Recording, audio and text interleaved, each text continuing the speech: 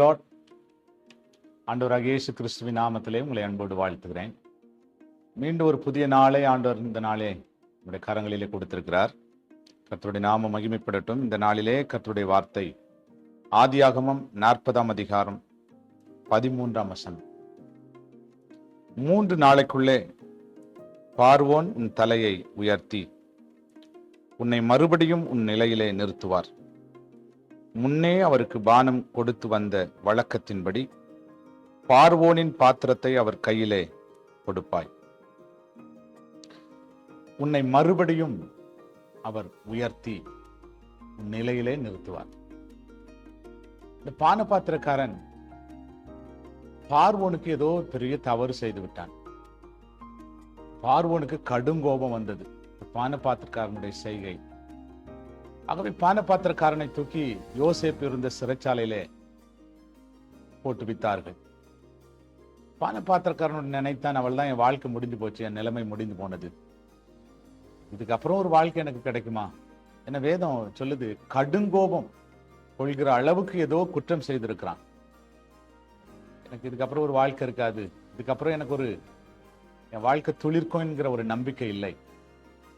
அவன் சோர்ந்து போயிருந்த போது தேவ வார்த்தை தேவ மனிதன் மூலமாய் வருகிறது.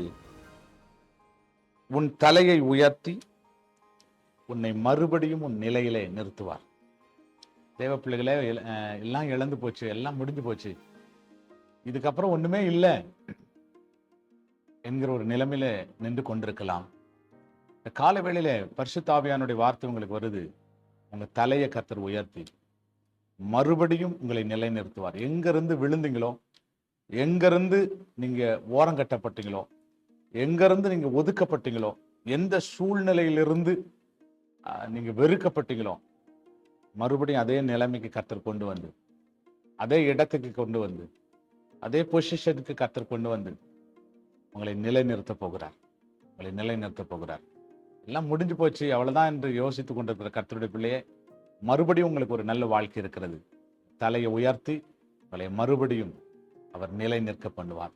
நம்ம எல்லாம் ஜெபம் பண்ணுவோம். நல்ல ஆண்டவரை துதிக்கிறோம். நீர் எங்களுக்கு கொடுத்த நல்ல வார்த்தைக்காக ஜெபம் பண்றப்பா.